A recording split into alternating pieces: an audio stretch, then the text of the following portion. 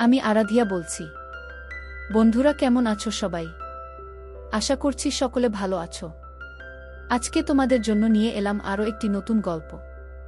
আশা করছি তোমাদের দাঁড়িয়ে যাবে, তাই ভিডিওটা শুরু থেকে শেষ পর্যন্ত দেখো। আমার নাম কিন্দ্রিলা। আমি এখন ৩৩ বছর বয়সী, বিবাহিত, 2 সন্তানের মা, একটি ছেলে আর একটি মেয়ে, আর এখন 4 মাসের অন্তঃসত্ত্বা। বেসরকারি গাড়ির কোম্পানিতে উচ্চ পদে কর্মরত। স্বামীকে দিনের পর দিন ঠকিয়ে চলেছি, তাতেও আমার কোনো অনুশোচনা নেই, কারণ আমার স্বামী একজন 1 মিনিট ম্যান। মেরে কেটে 2 বা 3 মিনিট পারতেন, কোনো দিন তার আগেই ওনার বেরিয়ে যেতে। এহেন মানুষের সাথে আমার মতো আগুন মেয়ের সারা জীবন কাটানো খুবই কষ্টসাধ্য ছিল। স্বভাবতই নিজের খিদে মেটাতে পর পুরুষের প্রতি আকর্ষণ, তবে যাকে পাবো তাকে দিয়েই নেবে এরকমটা নই। বাছবিচার করেই অন্যের রানী হয়েছি। বিয়ের আগে থেকেই আমি আগুন মেয়ে। একে একে সবগুলোই কাহিনীর আকারে তুলে ধরছি। আশা করি গল্প আপনাদের ভালো লাগবে। একটু বড় হবে গল্প, তবে বোরিং হবে না আশা করি। 16 বছর বয়স। তখন শহরের মেয়ে, সাজসজ্জা আধুনিকাদের মতোই। মিনিস্কার্ট পরতে ভালোবাসতাম, গায়ের রং একদম আলতা। লোকাট জামা পরতাম যাতে ভাঁজটা একটু আধটু দেখা যায়। আকার যথেষ্ট বড় ছিল, বেশি বড় হওয়ার কারণে একটু ঝুলেও গিয়েছিল। কোয়েড স্কুলে পড়তাম, সবাই চাইতো আমার সাথে একটু প্রেম করতে, তবে ওদের চাহনি দেখে বুঝতে পারতাম প্রেম যতটা না মনের তার থেকে বেশি অন্য কিছু। একসাথে যখন বসে গল্প করতাম, ওদের চোখ থাকতো আমার অন্যদিকে। মজাও পেতাম, জামা টাইট হওয়ার কারণে বোতামগুলো যেন ছিঁড়ে যেতে চাইত। ইচ্ছে করেই টাইট জামা পরতাম, দুটো জামার উপর প্রকটভাবে দেখা যেত। একদিন স্কুল থেকে ফিরে টিউশন পড়তে গেলাম। একটা 1 পিস ড্রেস পরে গেলাম, হাঁটুর ওপর পর্যন্ত। পাপা গাড়ি করে ছেড়ে দিয়ে কোনো কাজে চলে গেলেন। আমি রাস্তা থেকে হেঁটে স্যার এর বাড়ি গেলাম। স্যার এর কাজের মাসি দরজা খুলে দিলেন। আমাকে দেখে একটু হাসলেন, বললেন, তুমি বসো, তোমার স্যার স্নান করছেন। বলে উনি বাড়ির পেছনে কাজে চলে গেলেন। ঘরের ভেতরে নানা বই রাখা আছে, সবই বিজ্ঞানের। মেঝেতে একটা মাদুর পাতা ব্যাগটা রেখে রুমটা নিরীক্ষণ করতে লাগলাম। পেছন থেকে স্যারের গলা পেলাম, কিরে উইন্দ্রি, আজ এত তাড়াতাড়ি কেন? ঘুরে দেখলাম স্যার একটা টাওয়েল পরে দাঁড়িয়ে আছেন। বললাম, এমনই, কোনো বিশেষ কারণ নেই। স্যার আলনা থেকে একটা বারমুডা নিয়ে আমাকে বসতে বলে পাশের রুমে চোখে গেলেন। স্যার কোনো বয়স্ক লোক নন, অবিবাহিত, কেমিস্ট্রিতে মাস্টার ডিগ্রি করছেন। গ্রামে বাড়ি, এখানে ভাড়া বাড়িতে থাকেন। যাই হোক, একটু পরেই একে একে অন্যরাও এসে পড়ল। আমার একজন বন্ধুই এদের মধ্যে ছিল, নাম প্রকাশ। অন্যরা অন্য স্কুলের, প্রকাশ গরিব বাড়ির ছেলে। পোশাক পরিচ্ছদে তা বেশ ভালোভাবে ধরা পড়ত।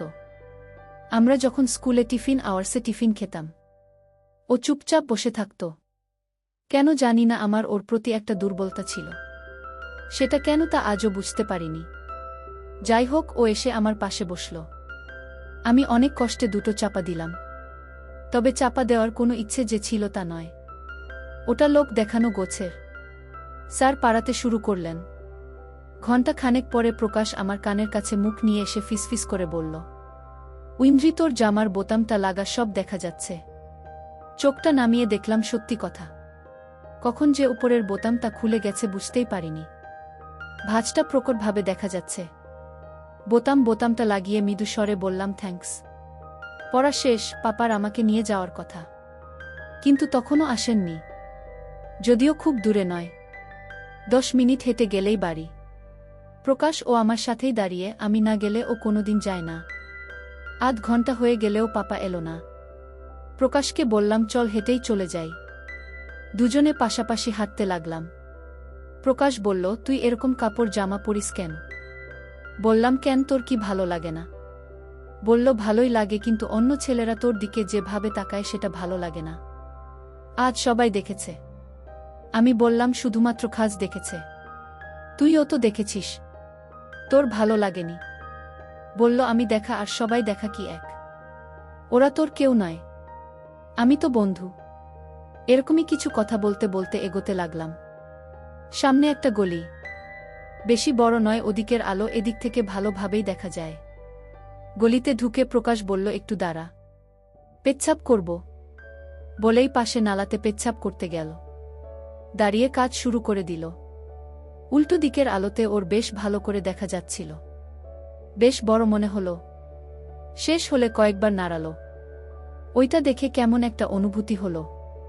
ফিরে বলল, এবার চল। ওকে চমকে দিয়ে বললাম, তোরটা কিন্তু দারুণ। আমার কথায় লজ্জা পেয়ে গেল। হাতটা হাতে নিয়ে বললাম, চল, আর লজ্জা পেতে হবে না। বাড়ি ফিরে এলাম, মা দরজা খুলে দিল।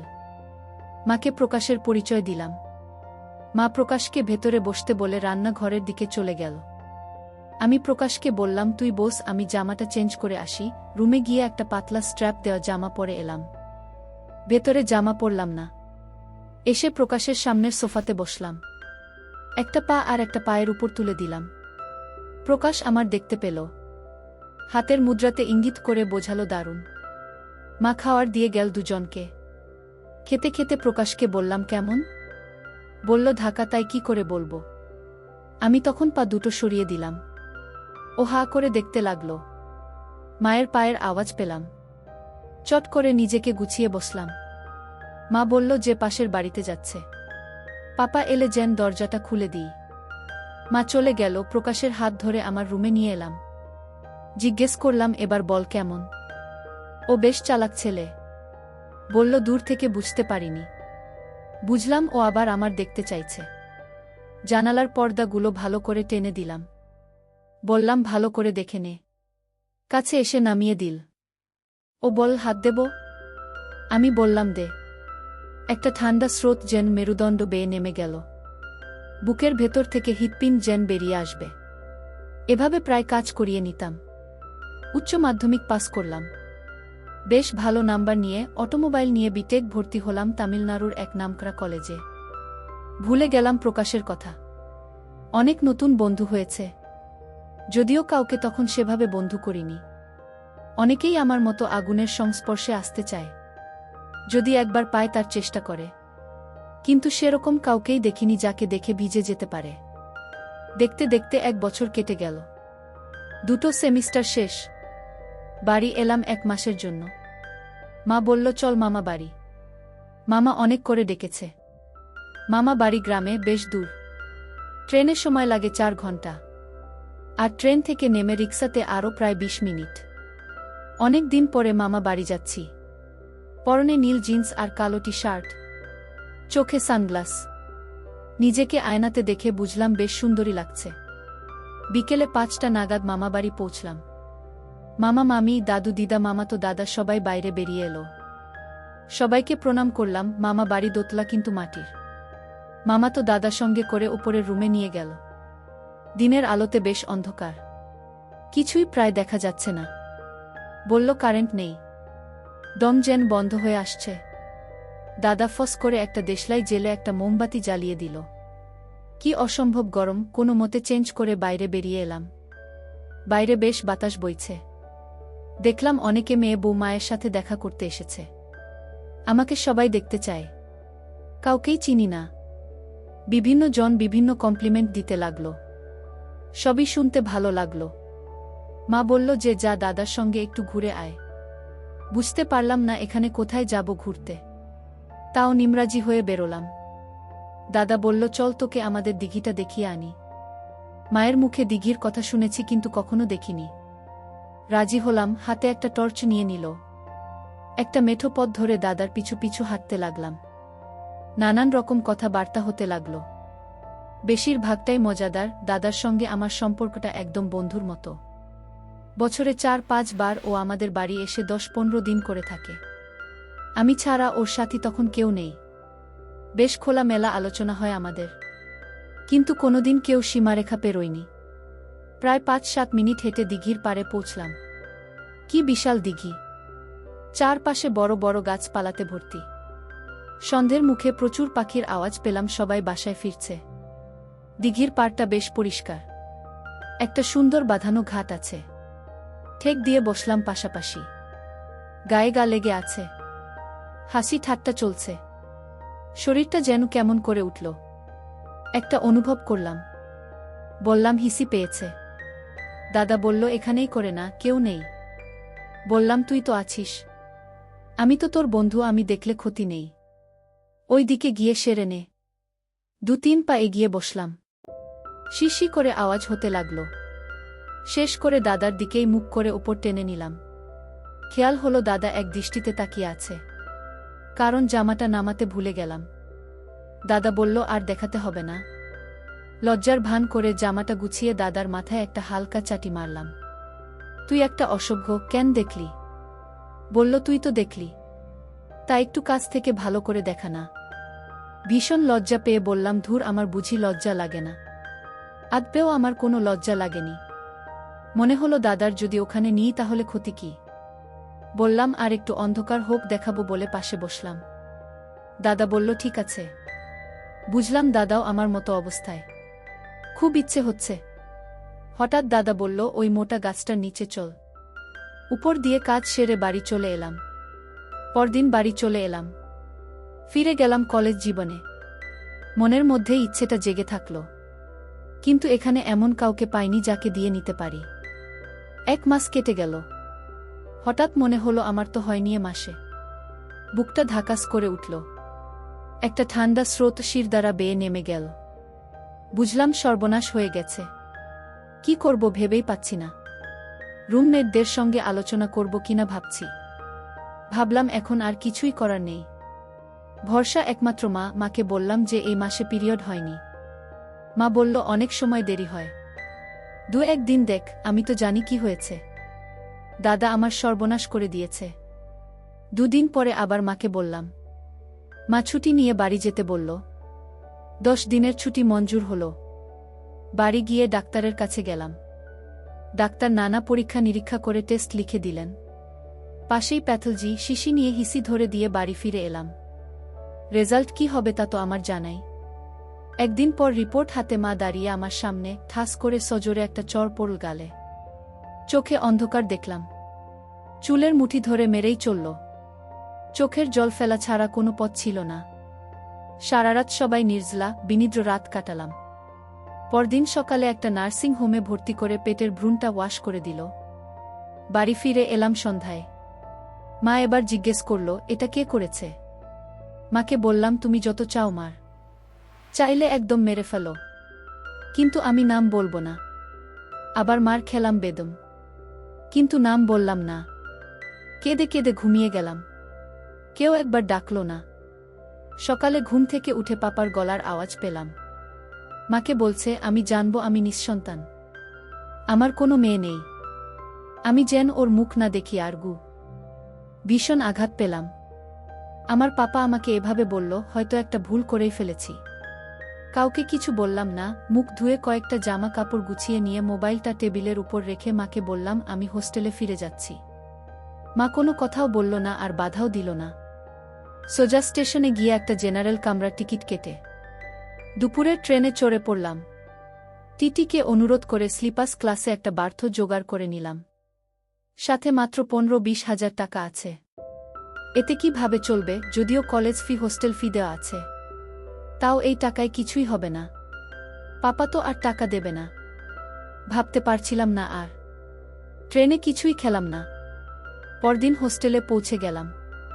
রাত্রিতে মেসে খেয়ে দিয়ে ঘুমিয়ে পড়লাম। কিন্তু মাঝ রাত্রিতে ঘুমটা ভেঙে গেল। চারিদিকে নিস্তব্ধ।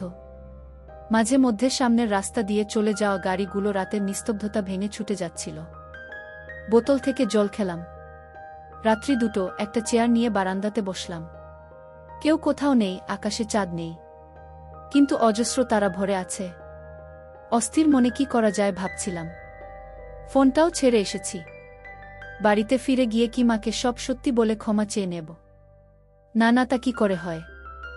আমার এই অবস্থার জন্য আমি দায়ী।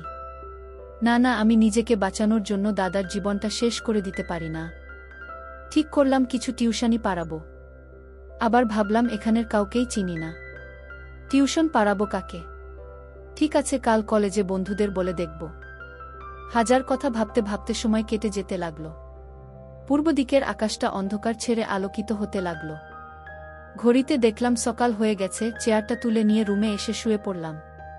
পরদিন কলেজে কিছু বন্ধু যারা এখানে থাকে কিছু মিথ্যে বাহানা দিয়ে টিউশনি করার কথা বললাম। ওরা সবাই এক বাক্যে আমাকে সাহায্যের আশ্বাস দিল। আশ্বাসে আশ্বাসে 1 মাস কেটে গেল। জমা টাকার থেকে 1,500 টাকা খরচ হয়ে গেল। 1 মাস হয়ে গেলেও বাড়ি থেকে মা বা পাপা কেউই খোঁজ নিল না। অভিমানে চোখে জল ভরে এলো। এ ভুল কি শুধু আমি একাই করেছি পৃথিবীতে? রুমাল দিয়ে চোখটা মুছলাম। রোহিত বলে একটি বন্ধু কাছে এসে ভাঙা ভাঙা হিন্দিতে বলল যে তোর জন্য একটা সুখবর আছে। বললাম তাড়াতাড়ি বল। ও বলল যে একটা বাড়িতে 5টা বাচ্চাকে পাড়াতে হবে, সব 5, 6, 7 ক্লাসের। মাসে 3,000 টাকা দেবে। মাত্র 3,000। আমার সব থেকে কম টিউশন ফি ছিল 4,000। ভাবলাম যা পাওয়া যায় তাই ভালো, নিজের খরচ কিছুটা তো উঠবে। রাজি হয়ে গেলাম সপ্তাহে 3 দিন। এদিকে নানান চিন্তা আর খাওয়া দাওয়ার অবহেলার কারণে শরীর ভাঙতে শুরু করল। সেটা কাছের বন্ধুদের নজর এড়ালো না। রোহিতকে বললাম ঘটনাটা। শুনে কিছু না বলে চলে গেল। ভাবলাম আরেকজন কাছের কেউ দূরে সরে গেল। পরের দিন ক্লাসে গিয়ে পেছনে বসলাম। রোহিত এসে পাশে বসল, ব্যাগ থেকে একটা ফোনে বের করে দিল। নতুন নয়, ব্যবহৃত। চোখে জল চলে এলো, যেটা রোহিতের চোখ এড়ালো না। একটা রুমাল বাড়িয়ে দিল। চোখটা মুছে স্বাভাবিক হলাম। আরও 1 মাস চলে গেল। টিউশন পড়িয়ে প্রথম টাকা ইনকাম করলাম, বুকটা গর্বে ফুলে উঠল। রথিতকে নিয়ে রেস্টুরেন্টে গেলাম। মনের মতো করে খাওয়ার অর্ডার দিলাম। কতদিন টাকার অভাবে ভালো কিছু খাইনি। ভাবলাম পরের মাস থেকে টাকা জমাবো। দুজনে নানান গল্প করতে করতে খেলাম। খাওয়া শেষে করে বিল নিয়ে দেখলাম 9 টাকা। মনে হল বেশি খরচ হয়ে গেল। পার্স খুলে টাকা বের করে দিতে গেলাম। রোহিত হাত ধরে বাধা দিয়ে বলল, আজকের ট্রিটটা আমার তরফে। এখন তোর ট্রিটটা জমা থাকলো, পরে একদিন হবে। বুঝলাম রোহিত আমার সমস্যাটা বুঝেছে। দেখতে দেখতে 3rd ইয়ার সেমিস্টার পরীক্ষা এসে গেল। 2,075 টাকা ফি জমা দিলাম। কাছে এখন যা টাকা আছে তাতে খাওয়ার সমস্যা নেই। কিন্তু 3rd ইয়ার এর এডমিশন ফি, হোস্টেল ফি কিভাবে পাব? এত সামান্য টাকার ব্যাপার নয়। আবার মাথাটা ভারী হতে লাগল। রোহিতের চোখ এড়ালো না। বলতেই হলো। হা হা করে হেসে উঠে বলল, ওটার এখনো অনেক দেরি। সব ব্যবস্থা হয়ে যাবে, আগে এই ইয়ার পাস কর। তাও মনটা ভারাক্রান্ত হয়ে থাকল। 6 মাস হয়ে গেল, কেউ খোঁজ নিল না। তাহলে সত্যি কি আমি মা বাবার চোখে মৃত? 2 চোখ বেয়ে জল পড়তে লাগল। পরীক্ষা শেষ, সবাই বাড়ির পথে। শুধু আমি সারা 1 মাস কলেজ বন্ধ থাকবে। রোহিতও আসবে না। আমি তাহলে কোথায় যাব? কিছু আজ চলে যাবে, কিছু কাল। হোস্টেল ফাঁকা হয়ে যাবে। রোহিত সন্ধে বেলা এলো, বলল ব্যাগ গুছিয়ে ফেল। অবাক হলাম, ব্যাগ কেন গোছাব? কোথায় যাব? তাহলে কি তাকে নিয়ে যেতে পাপা এসেছে? ছুটে বাইরে বেরিয়ে এলাম একরাশ আশা নিয়ে, কিন্তু না, রুমে ফিরে গেলাম হতাশা নিয়ে। রোহিত বলল ওর মাকে ও সব বলেছে। ওর মা আমাকে ওদের বাড়ি নিয়ে যেতে বলেছে। বললাম আজ নয়, কাল বিকেলে যাব। মনের মধ্যে একটা ক্ষীণ আশা যে হয়তো পাপা কাল আসবে। আমি না থাকলে খুঁজবে কোথায়? কিন্তু না, আমি খুব ভুল। আমার এবার সন্দেহ হলো যে আমি ওদের মেয়ে তো নাকি কোনো অনাথ আশ্রম থেকে দত্তক নেওয়া বেওয়ারিশ মেয়ে। আর ভাবলাম না, পরদিন বিকেলে রোহিতের সাথে ওদের বাড়ি গেলাম। অপরিচিত ফ্যামিলি হলেও আমার ভয়ের কারণ নেই, কারণ সব থেকে বড় ক্ষতি আমি নিজেই করে নিয়েছি। আর ও আমার বিপদের একমাত্র সাথী। একে আমি কোনোভাবেই হারাতে রাজি নই। রোহিতের মায়ের সাথে আলাপ হলো। রোহিতের মা বাবা কেউ ভালোভাবে হিন্দি বলতে পারেন না। ভাঙা ভাঙা হিন্দিতে কথাবার্তা চলতে থাকল। আমি ওনাকে আত্মাই বলতাম, আত্মাই মনে কাকিমা, তামিলে মামা মনে কাকু। বেশ ভালোই কাটতে লাগলো দিনগুলো। কাকিমার কাছে অনেক রকম রান্না শিখলাম। 2-1 বার রান্না করে খাওয়ালাম। কাকু কাকিমা মাথায় হাত বুলিয়ে অনেক আদরও করলেন। রোহিতের সাথে বেশ ফ্রিভাবে মিশে গেলাম। মামা মনে কাকুকে বললাম একটা যদি শিক্ষা লোন করে দেন। কাকু ব্যাংকের ম্যানেজার, বললেন এডুকেশন লোন পাওয়া যাবে না, যদি চাই তাহলে টার্ম লোনের ব্যবস্থা করে দিতে পারেন। তাতেই রাজি হলাম। 3rd ইয়ারের সেমিস্টারের সময় করে দেবেন। রোহিতকে বললাম আরও কয়েকটা টিউশন জোগাড় করে দিতে, না হলে লোন শোধ দেব কিভাবে। রোহিত যথারীতি আশ্বাস দিল। 1 মাস দেখতে দেখতে কেটে গেল। সময়টা খুব মজা করে কাটালাম রোহিতের সাথে। কোনো রকম অসভ্যতাও করেনি। মনে মনে রোহিতকে ভালোবেসে ফেললাম। সুযোগ পেলেও এড়িয়ে গেছে। ওকে না দেখতে পেল মনটা ছটফট করত। সব কিছুতেই ওকে খোঁজার চেষ্টা করতাম। মানে শয়নের স্বপনে জাগরণে শুধুমাত্র রোহিত আর রোহিত। ক্লাসের পর ঘন্টা দুজনে নিরিবিলিতে কাটাতাম। ও আমার কোলে মাথা দিয়ে শুয়ে থাকত। আমি মাথার চুলে বিলি কাটাতাম। ইচ্ছে করে ওর দিকে ঝুঁকে পড়তাম। কিন্তু অতি ভদ্রতার খাতিরে ও কিছু করত না। বুঝলাম যা করার আমাকেই করতে হবে। এখন তো জেনেই গেছি না হওয়ার ফর্মুলা।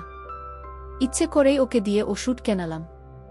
বললাম আমার সমস্যা তাই এটা খেতে হয়। এটা অবশ্য এর প্রেসক্রিপশন অনুযায়ী। কিনে এনে দিল। দেখতে দেখতে সেকেন্ড ইয়ারের পরীক্ষা শেষ হলো। যথারীতি রোহিতের বাড়ি গেলাম। রোহিতের মা বাবা বেশ, বাড়ির কথা ভুলেই গেলাম। ছুটির দিনে দুপুরে সবাই একসাথে খেতে বসেছি। কাকু বেশ কিছু মজাদার ঘটনা শোনালেন। রোহিতের ছোট বয়সের। রোহিত ভীষণ লজ্জা পেয়ে গেল। হঠাৎ আমার ফোনটা বেজে উঠল। কে আবার আমাকে ফোন করল? যারা করে তারা সবাই এখানে।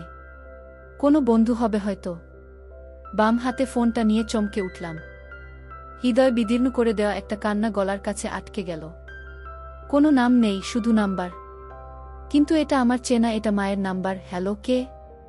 ওপাশ থেকে আওয়াজ এলো, তিতলি, আমি মা। আমার মা বাবা আমাকে এই নামেই ডাকত। মা, কাকে চাইছেন আপনি? তুই কি তোর মা পাপাকে ভুলে গেছিস? বললাম সেটা তোমার ভালোই বলতে পারবে কে কাকে ভুলে গেছে। বলল, কেমন আছিস মা? আর কান্নাটা চেপে রাখতে পারলাম না। হাউমাউ করে কেঁদে ফেললাম। কাকু কাকিমা রোহিত আমার আর মায়ের কথোপকথন বুঝতে না পারলেও কান্নার ভাষা বুঝতে অসুবিধে হলো না। সবাই উঠে ছুটে এলেন আমার কাছে। মায়ের থেকে পাপা ফোনটা নিয়ে বলল, তোর কি পাপাকে একবার দেখতেও ইচ্ছে করে না? পাপার কথাগুলো স্মরণ করিয়ে বললাম। এতদিন পরে হঠাৎ কেন মনে পড়ল বেঁচে আছি কিনা যাচাই করতে। পাপা, আমি কি পৃথিবীর একমাত্র মেয়ে যে এই ভুলটা করেছে? চলে আসার পরে একবারও মনে হয়নি এই অচেনা পৃথিবীতে, অচেনা অজানা পৃথিবীতে আমার কি হবে? খোঁজও নাওনি তোমার, তাহলে আজ কেন? আমি এখন যাব না। কাকু আমার হাত থেকে ফোনটা নিয়ে পাপার সাথে ইংরেজি হিন্দি মিশিয়ে কথা বলতে লাগলেন। নিজের পরিচয় দিলেন, শেষে বললেন আমাকে বুঝিয়ে সামনের সপ্তাহে পাঠিয়ে দেবেন। আরও টুকিটাকি কথাবার্তা সেরে ফোনটা ছেড়ে দিলেন। দাঁড়িয়ে দাঁড়িয়ে কাঁদতে থাকলাম। কাকিমা মাথায় হাত বুলিয়ে খেতে বসলেন। কিন্তু খেতে পারলাম না। উঠে হাত ধুয়ে শুয়ে শুয়ে অনেকক্ষণ কাঁদলাম। কখন ঘুমিয়ে পড়েছিলাম মনে নেই। কাকিমার ডাকে ঘুম ভাঙল। বলল, কাকুর সাথে সবাই বেড়াতে যাচ্ছে, আমাকেও সঙ্গে নিতে চায়। কিন্তু বেড়ানোর মুড ছিল না। কাকিমাকে বুঝিয়েও বলতে উনি চলে গেলেন কাকুর সাথে, রোহিত গেল না। আমাকে একা ছেড়ে যেতে চাইল না। তাই কাকু কাকিমা দুজনে চলে গেলেন। বালিশে মুখ গুজে শুয়ে থাকলাম। হঠাৎ মাথায় হাতের স্পর্শ। রোহিত মাথায় হাত বুলিয়ে দিচ্ছে। রোহিতের বুকে কেঁদে ফেললাম। রোহিত কাছে এসে আমাকে মাথায় হাত বোলাতে বোলাতে সান্ত্বনা দিতে লাগল। কান্না কিছুটা কোমল। দুজনে উঠে পড়লাম। একটা মোটা টাওয়েল নিয়ে এসে বিছানায় পেতে দিলাম। কিন্তু কেন জানি না মনে হলো এটা সাজানো ভালোবাসা। দুদিন পরে বুঝলাম আমি ঠিক। আমার বিয়ের ঠিক করা হয়েছে। গ্রামের ছেলে, দেখতে শুনতে ভালো, স্নাতক, চাকরি পায়নি। বাবার একটি বড় ব্যবসা হার্ডওয়্যার এর। ছেলে এসেছে আমাকে দেখতে। দেখে ওদের পছন্দ হলো। আমি মুখ তুলেও ছেলেকে দেখলাম না। মা জানতে চাইল আমি রাজি কিনা। বললাম আগে আমি পড়া শেষ করব, তারপর বিয়ে করব। তাতেই রাজি ছেলে। ওরা চলে গেলে মায়ের সঙ্গে ভীষণ ঝগড়া হলো। পরের দিনই চলে এলাম এখানে। 3 দিন বাকি কলেজ খুলতে। রোহিতের বাড়িতে গেলাম। পড়া শেষে হলো একটা গাড়ির কোম্পানিতে চাকরি পেলাম। 7 লাখ টাকার প্যাকেজ। যে কোম্পানিতে আমি আজও আছি। বেশ ভালো পদে, ভালো বেতনে। রোহিত বিদেশ চলে গেল। যোগাযোগ বিচ্ছিন্ন হয়ে গেল। আর আমি ফিরে এলাম বাড়িতে। কথা অনুযায়ী বিয়ে করতে হলো। ইচ্ছে না থাকলেও করলাম। মনে মনে অপেক্ষা করতে লাগলাম। রাত্রি প্রায় 2টোর পর সবাই চলে যেতে আমার স্বামী ঘরে ঢুকল। আমার কোনো লাজও নেই, লজ্জাও নেই। তাই কোনো অভিনয় নেই। সকালে ঘুম থেকে উঠে স্নান করলাম। শাশুড়িমা চা দিয়ে গেলেন। বললেন চা খেয়ে রান্নাঘরে চলে এসো। চা খেয়ে রান্নাঘরে গেলাম। দেখলাম বাড়ির বড় বউ রান্না করছে। কাছে এগিয়ে গেলাম। এক মুখ হাসি উপহারের সাথে একটা তরকারি বানানোর আদেশ পেলাম। রাগে গাটা জ্বলে উঠল। কেউ আমাকে আদেশ করবে এটা হবে না। কিছু না বলে সবজিটা রান্না করে বেরিয়ে এলাম। কি অসহনীয় গরম, ঘামে ভিজে গেছে। রুমে ফিরে এলাম। আমার স্বামী মাঝে মাঝেই কাজের অজুহাতে আমার কাছে আসছে আর চলে যাচ্ছে। বুঝলাম ওর ইচ্ছে হচ্ছে আমাকে, কিন্তু পারছে না। ইচ্ছে করেই একটু সরিয়ে দিলাম। আমার মনের কথা পৌঁছল না ওর মনে, চলে গেল। দুপুরে খেয়ে দিয়ে রুমে এলাম। টুকিটাকি কিছু কথাবার্তা হতে থাকল। লোকটাকে দেখে রাগে জ্বলতে লাগলাম। চেয়ারে বসে বিয়েতে পাওয়া উপহারগুলো দেখতে লাগলাম। কয়েকটা বই, ফুলদানি, এরকম কিছু জিনিস, সোনাদানা, সব কিছুই শাশুড়ি মায়ের কাবজাতে। একটা বই নিয়ে পড়তে লাগলাম। নামেই পড়ছিলাম, কিন্তু মন বইতেছিল না। চোখ থেকে জল বেরিয়ে যাচ্ছে। মা পাপার ওপর ভীষণ রাগ হলো। এরা তো আমার জীবনের সবথেকে বড় সর্বনাশ করে দিল। এভাবে জীবন কাটবে কিভাবে? এক সপ্তাহ কেটে গেল। অষ্টামঙ্গলাতে বাপের বাড়ি যাব। ছুটিও শেষের পথে। হঠাৎ শাশুড়ি এসে বললেন, বৌমা তোমাকে চাকরিটা ছেড়ে দিতে হবে। এখানেই আমাদের সাথে থাকতে হবে। মাথা থেকে পা অবধি জ্বলে গেল। বললাম, বিয়ের আগে তো এরকম কোনো কথা হয়নি। চাকরি আমি ছাড়তে পারবো না। শাশুড়ি বললেন, তাহলে তুমি এক জায়গায় আর ছোট খোকা এক জায়গাতে কিভাবে সম্ভব? বললাম, আপনার খোকা আমার সঙ্গেই থাকবে। চাইলে আপনারাও থাকতে পারেন, কোনো অসুবিধে হবে না। আমার ফ্ল্যাটে যথেষ্ট জায়গা আছে। বললেন, না তা হয় না, তোমাকেই চাকরি ছেড়ে দিতে হবে। এমনিতে মাথা গরম, তার উপরে অন্যায় আবদার। মুখে কিছু না বলে চুপ করে গেলাম। পরদিন সকালে বাপের বাড়ি গেলাম। মা পাপা সাধের জামাইয়ের আদরের ত্রুটি রাখল না। আমি চুপচাপ নিজের রুমে গিয়ে শুয়ে থাকলাম। নীরবে চোখের জলে বালিশ ভিজতে লাগল। একটু পরে মাথায় মায়ের হাতের স্পর্শ পেলাম। চোখটা মুছে মায়ের দিকে তাকালাম। মা বলল, কি হয়েছে তোর, তিতলি কাঁদছিস কেন? মাকে বললাম, তোমরা আমার হাত পা বেঁধে কেন জলে ফেলে দিলে? যদি আমি তোমাদের কাছে এতই বোঝা হয়ে গেছিলাম, তাহলে একটু বিষ দিয়ে মেরে ফেলতে পারতে। তাতে তোমাদের শান্তি আর আমারও শান্তি হতো। মা কিছুই বুঝতে পারল না। মাকে বললাম, তোমাদের জামাই একটা। মা হতবাক হয়ে গেল। মাকে সব কিছু খুলে বললাম। মা নিথর হয়ে বসে থাকলে। বললাম, কোনোদিন আমি মা হতে পারবো না। তোমাদের জামাইয়ের সে ক্ষমতা নেই। মা উঠে গেল। পাপা জিজ্ঞেস করল, কি হয়েছে? পাপাকে তো একথা বলতে পারিনি। পাপাকে শাশুড়ির অন্যায় আদেশের কথা বললাম। আর বললাম, বাকিটা মায়ের কাছে শুনে নিও। পাপা আর মা ঘরে ঢুকে নিজেদের মধ্যে আলোচনা করে।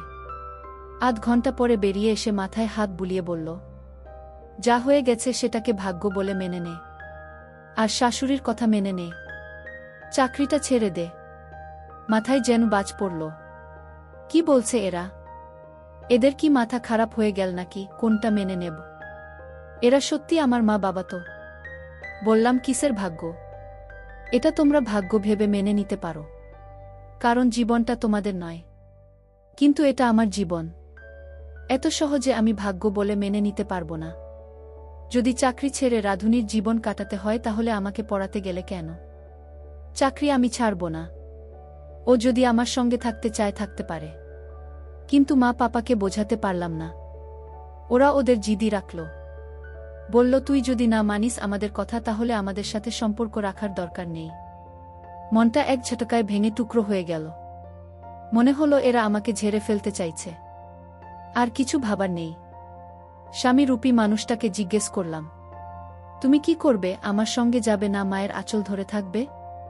বলল, আমার সঙ্গে যাবে। আসলে আমার মতো একটা আগুন ছেড়ে দেয়াটা ওর পক্ষে অসম্ভব।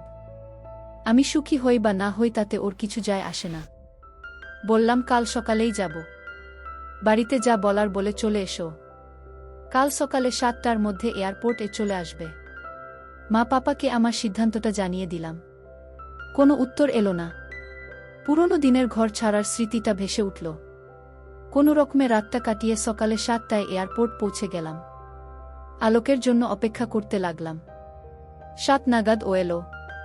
পিঠে একটা ব্যাগ। কেমন যেন আড়ষ্ট ভাব। হয়তো জীবনে প্রথম প্লেনে চড়বে তাই। হাতের ইশারায় ডেকে নিলাম। ভেতরে ঢুকে বোর্ডিং পাস নিয়ে সিকিউরিটি চেকিং করিয়ে নির্ধারিত গেটের সামনে বসলাম। সবাই বসে আছে, মিনিট 15-20 পরে বোর্ডিং শুরু হবে। জিজ্ঞেস করলাম কিছু খাবে, বলল না। মাকে কি বলে এলে? বলল কিছু না, কয়েকদিন পরে ঘুরে আসব বলেছি। একটা দীর্ঘশ্বাস বেরিয়ে এলো। মনে মনে ভাবলাম তুমি খুব ভুল ভাবছ। তুমি চাইলে এখনই ফিরে যেতে পারো। আমি আর কোনো দিনই ফিরব না। প্লেন তার নির্ধারিত সময়েই ছেড়ে দিল। জানালার পাশে বসে উদাসীনভাবে মেঘের মধ্যে কিছু খোঁজার চেষ্টা করতে লাগলাম। নির্ধারিত সময়ের মধ্যে প্লেন ল্যান্ড করল। বাইরে বেরিয়ে ট্যাক্সি নিলাম। গন্তব্য বেরিলি। পুরো গাড়িতে আলোক, অবাক শহরটাকে দেখতে লাগল। ফ্ল্যাটে পৌঁছে পার্স থেকে চাবিটা বের করে দরজাটা খুলে ঢুকলাম। একটা ভ্যাপসা চাপা গন্ধ ঘরময়।